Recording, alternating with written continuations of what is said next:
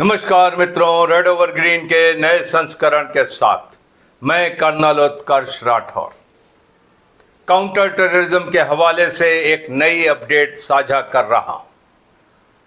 17 जुलाई को अमेरिका के state department, जैसे कि हमारे यहाँ मिनिस्ट्री ऑफ होम अफेयर्स है, उसने द रेजिस्टेंस फ्रंट, जो कि लश्कर तैयबा का प्रॉक्सी और फ्रंट ऑर्गेनाइजेशन है, उसको फॉरेन टेररिस्ट ऑर्गेनाइजेशन और स्पेशली डेजिग्नेटेड ग्लोबल टेररिस्ट घोषित कर दिया।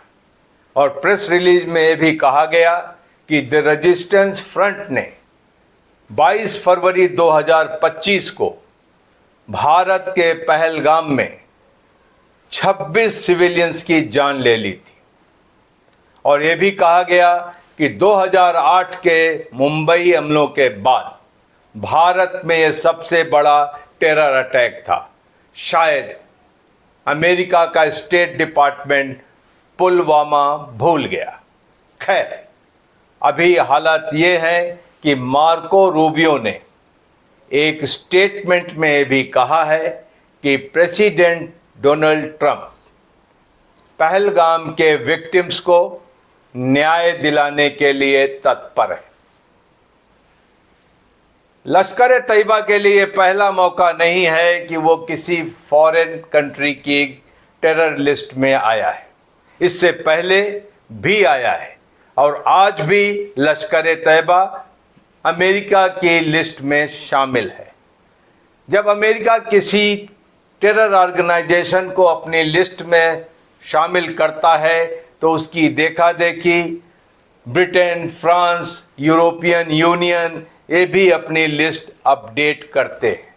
और इसके साथ यूनाइटेड नेशंस ऑर्गेनाइजेशन की भी लिस्ट है जिसमें लश्कर तैयबा का जिक्र आपको मिल जाएगा। और इसी तरीके से रूस और चाइना की भी अपनी लिस्ट है, भारत की भी अपनी लिस्ट है। लेकिन जब अमेरिका किसी को फॉरेन टेररिस्ट ऑर्गेनाइजेशन घोषित करता है तो एक तरीके का इंटरनेशनल प्रेशर बनता है। वहाँ पर इस टेरर ऑर्गेनाइजेशन को इंटरनेशनली ऑपरेट करने में दिक्कत आती है, खास करके फंड रेजिंग के लिए। उनके अकाउंट्स सीज हो जाते हैं, उनके एसेट्स को फ्रीज कर लिया जाता है। लेकिन लश्कर तैयबा इस मामले में बहुत उस्ताद है। बहुत सालों से वो इस तरीके के सैंक्शंस झेलता आया है।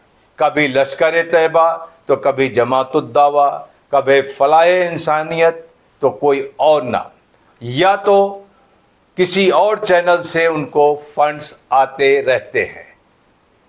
अमेरिका की लिस्ट में आज भी हाफिज मोहम्मद सईद एक फॉरेन टेररिस्ट है और उसके ऊपर अमेरिका ने इनाम भी रखा हुआ है। लेकिन वो आज भी जिंदा है और पाकिस्तान में रह रहा है शान से। तो ये बात है किस तरीके से टेररिस्ट ऑर्गेनाइजेशंस और टेररिस्ट ऑपरेट करते हैं। आपको याद होगा कि पहलगाम अटैक के तुरंत बाद द रेजिस्टेंस फ्रंट ने जिम्मेदारी ली और उसके कुछ घंटों के बाद उस जिम्मेदारी से मुकर गया। ये कहा कि उसकी वेबसाइट किसी ने हैक कर ली। जब United Nations security council Pahalgam attack का स्टेटमेंट ड्राफ्ट कर रही थी और उसमें द रेजिस्टेंस फ्रंट का नाम था, तो पाकिस्तान के फॉरेन मिनिस्टर मोहम्मद इशाक डार ने अपने प्रभाव का इस्तेमाल करते हुए, क्योंकि पाकिस्तान उस समय एक नॉन परमानेंट मेंबर था सिक्योरिटी काउंसिल का, आज भी है, वो नाम हटवा दिया। और ये बात तब पता चली जब मोहम्मद इशाक डार ने पाकिस्तान की नेशनल असेंबली में बड़े फख्र से कहा कि उनके इंसिस्टेंस पर यूनाइटेड नेशन सिक्योरिटी काउंसिल के ड्राफ्ट से, स्टेटमेंट से द रेजिस्टेंस फ्रंट का नाम हटा दिया गया था। और इससे पाकिस्तान, द रेजिस्टेंस फ्रंट और लश्कर तैयबा की गठजोड़ का खुलासा भी हुआ। खैर, आज द रेजिस्टेंस फ्रंट बैन हो गया है।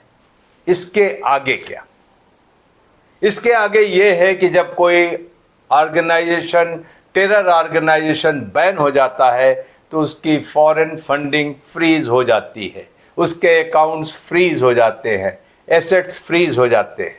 लेकिन अगर वो टेरर ऑर्गेनाइजेशन अमेरिकन इंटरेस्ट के डायरेक्टली खिलाफ नहीं है तो अमेरिका उनके पीछे नहीं पड़ता है। और ठीक यही हाल है हमारे साथ। कहा जरूर है कि प्रेसिडेंट ट्रंप पहलगाम के विक्टिम्स को न्याय दिलाएंगे, लेकिन यह न्याय दिलाना कहां तक सही है जबकि खुद प्रेसिडेंट ट्रंप पहलगाम अटैक के मास्टरमाइंड फील्ड मार्शल असीम मुनीर को व्हाइट हाउस में बुलाकर लंच खिला रहे होते हैं। तो ये उम्मीद करना कि अमेरिका, अंकल सैम हमारी टेरर की लड़ाई लड़ेंगे, थोड़ा दूर की कौड़ी लगती है। एक छोटी टैक्टिकल विजय जरूर है जहां पाकिस्तान एक बार फिर इंटरनेशनल एरिना में एक्सपोज जरूर हुआ है, लेकिन टेरर की लड़ाई आपको स्वयं लड़नी पड़ेगी। ऑपरेशन सिंदूर के बाद हमने काउंटर टेरर की एक नई थ्रेशोल्ड डिफाइन कर दी है।